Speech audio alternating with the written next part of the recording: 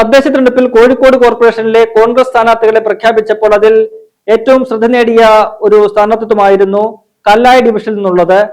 Cinema സംവിധായകൻ കൂടിയായ VM വിനുവിനെയാണ് കല്ലായി ഡിവിഷനിൽ കോൺഗ്രസ് സ്ഥാനാർത്ഥിയായിട്ട് പ്രഖ്യാപിച്ചത്.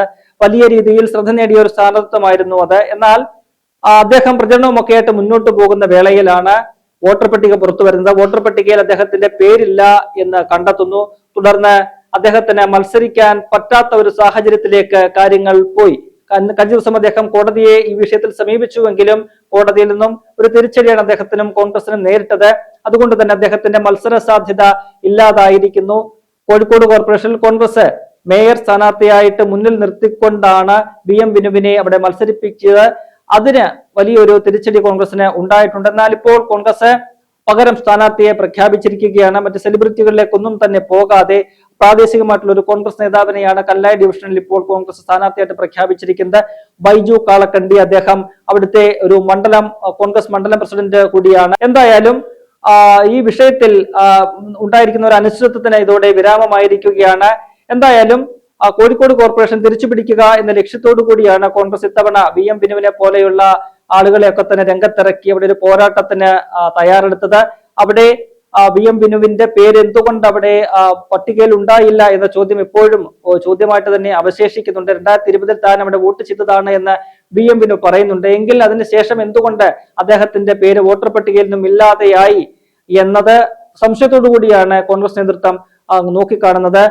കോഴിക്കോട് കോർപ്പറേഷനിൽ ശക്തമായ പോരാട്ടത്തിനാണ് ഇത്തവണ കോൺഗ്രസ് തയ്യാറെടുക്കുന്നത്. അവിടെ നിലവിൽ LDF-ന്റെയാണ് ഭരണമുള്ളത്. കോൺഗ്രസ് വലിയ രീതിയിൽ പിന്നോക്കം നിൽക്കുന്ന ഒരു സാഹചര്യമാണ്. എന്തായാലും ഇത്തവണ അതിനൊക്കെ തന്നെ ഒരു മാറ്റം വരുത്തുക എന്ന ലക്ഷ്യത്തോടു കൂടി ശക്തമായ പോരാട്ടത്തിന് കോൺഗ്രസ് ഇറങ്ങിയിരിക്കുകയാണ്. VM വിനു മത്സര രംഗത്തില്ല എങ്കിൽ പോലും അദ്ദേഹം ഈ അവിടെയുള്ള 76 വാർഡുകളിലും പ്രചരണ രംഗത്ത് സജീവമായിരിക്കുമെന്ന് അദ്ദേഹം വ്യക്തമാക്കിയിട്ടുണ്ട്. ഇന്ന് DCC അധ്യക്ഷൻ K പ്രവീൺകുമാറും ഇക്കാര്യം ചൂണ്ടിക്കാട്ടുന്നുണ്ട്.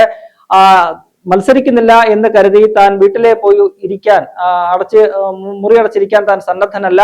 മറിച്ച് കോൺഗ്രസിനും UDF-നും വേണ്ടിയിട്ട് 76 വാർഡുകളിലും ഇറങ്ങി പ്രചരണം നടത്താൻ താൻ തയ്യാറെടുക്കുന്നു എന്ന് അദ്ദേഹം വ്യക്തമാക്കിയിട്ടുണ്ട്. ഇന്നലെയും അദ്ദേഹം ആ രീതിയിൽ തന്നെ പറഞ്ഞിരുന്നു, മത്സരിക്കാൻ കഴിഞ്ഞില്ലെങ്കിൽ താൻ UDF-ന് വേണ്ടിയിട്ട് ഈ തെരഞ്ഞെടുപ്പ് രംഗത്ത് സജീവമായിട്ടുണ്ടാകും, അവരുടെ എല്ലാ സ്ഥാനാർത്ഥികൾക്കും വേണ്ടി പ്രചരണ രംഗത്തുണ്ടാകുമെന്ന് അദ്ദേഹം വ്യക്തമാക്കിയിട്ടുണ്ട്. അപ്പോൾ അപ്രതീക്ഷിതമായിട്ട് മത്സര രംഗത്തുനിന്നും പിന്മാറേണ്ടി വന്ന VM വിനുവിന് പുതിയൊരു റോള് കോൺഗ്രസ് നേതൃത്വം UDF നേതൃത്വം കൊടുത്തിരിക്കുകയാണ്. ഈ 76 ഡിവിഷനുകളിലും കോൺഗ്രസിന്റെയും UDF-ന്റെ സ്ഥാനാർത്ഥികൾക്ക് വേണ്ടിയിട്ട് പ്രചരണം നടത്തുക. ഒപ്പം തന്നെ അദ്ദേഹത്തോടൊപ്പം കഴിഞ്ഞ കുറെ കാലമായിട്ട് കോൺഗ്രസിനൊപ്പം ചേർന്ന് പ്രവർത്തിക്കുന്ന അല്ലെങ്കിൽ കോൺഗ്രസിന്റെ ഒരു അനുഭാവിയായിട്ട് മാറിയിരിക്കുന്ന നടനും സംവിധായകനും ഒക്കെയായ മറ്റൊരു സൂപ്പർ സ്റ്റാർ കൂടിയായിട്ടുള്ള ജോയി മാത്യുവും കോൺഗ്രസിന് വേണ്ടിയിട്ട് കോഴിക്കോട് കോർപ്പറേഷനിൽ പ്രചരണത്തിന് ഇറങ്ങുമെന്നാണ് മനസ്സിലാക്കാൻ കഴിയുന്നത്. DCC അധ്യക്ഷൻ കാര്യം വ്യക്തമാക്കിയിട്ടുണ്ട്. അങ്ങനെ VM വിനുവും ജോയി മാത്യുവും ഉൾപ്പെടെയുള്ള ഒരു താരനിര തന്നെ കോഴിക്കോട് കോർപ്പറേഷൻ കോൺഗ്രസിനായിട്ട് പ്രചരണ രംഗത്ത് ഉണ്ടാകും. അത് കോൺഗ്രസിനെ വലിയ രീതിയിലൊരു നവോന്മേഷം പകരും, അല്ലെങ്കിൽ ആ പ്രചരണ രംഗത്ത് കൂടുതൽ മേൽക്കൈ സ്വന്തമാക്കാൻ കോൺഗ്രസിനും UDF-നും സാധിക്കുമെന്ന് തന്നെയാണ് നേതൃത്വം വിലയിരുത്തുന്നത്.